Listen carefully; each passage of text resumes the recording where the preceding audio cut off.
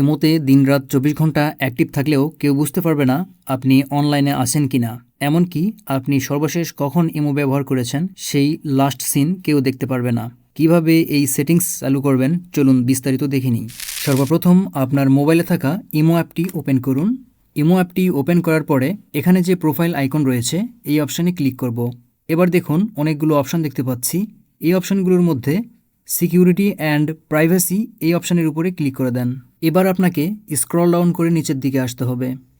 নিচের দিকে আসার পরে দেখুন last seen and online status এই অপশানের উপরে ক্লিক করব। এবার দেখুন এখানে ডিফল্টভাবে এভরিওয়ান সিলেক্ট করা রয়েছে। এই অপশানটি সিলেক্ট করা থাকলে আপনি ইমোতে কতক্ষণ অ্যাক্টিভ আছেন এবং লাস্ট কবে ইমোতে অ্যাক্টিভ ছিলেন এই ইনফরমেশনগুলো সবাই জানতে পারবে। এরপরে ২ নাম্বার যে অপশানটি রয়েছে মাই কন্ট্যাক্ট, এই অপশানটি যদি সিলেক্ট করেন তাহলে আপনার কন্ট্যাক্ট লিস্টে যে নাম্বারগুলো রয়েছে বা আপনার সেভ করা যে নাম্বারগুলো রয়েছে শুধুমাত্র তারাই আপনার অ্যাক্টিভিটি দেখতে পারবে। এরপরে আপনি যদি কাস্টম অপশানটি সিলেক্ট করেন তাহলে আপনার কন্ট্যাক্ট লিস্টে যারা রয়েছে তাদের সবাইকে এখানে দেখাবে। এবং আপনি যদি চান এই কন্ট্যাক্ট লিস্টে থাকা ব্যক্তিগুলোর মধ্যে আপনি নির্দিষ্ট কিছু ব্যক্তিকে আপনার অনলাইন স্ট্যাটাস বা অ্যাক্টিভিটি দেখাতে যাচ্ছেন তাহলে এখান থেকে সেই ব্যক্তিগুলোকে সিলেক্ট করে দিতে হবে। সিলেকশন করার পরে ডান অপশানে ক্লিক করবেন।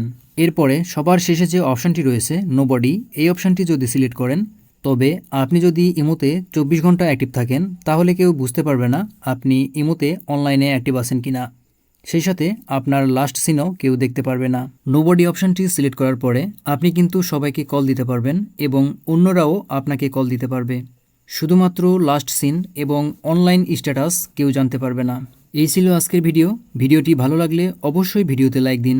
সেই সাথে এই অপশানগুলোর মধ্যে কোন অপশানটি আপনাকে ভালো লেগেছে সেটা কমেন্টে জানিয়ে দিন এবং আপনি যদি এই চ্যানেলে নতুন দর্শক হয়ে থাকেন তাহলে অবশ্যই চ্যানেলটি সাবস্ক্রাইব করুন।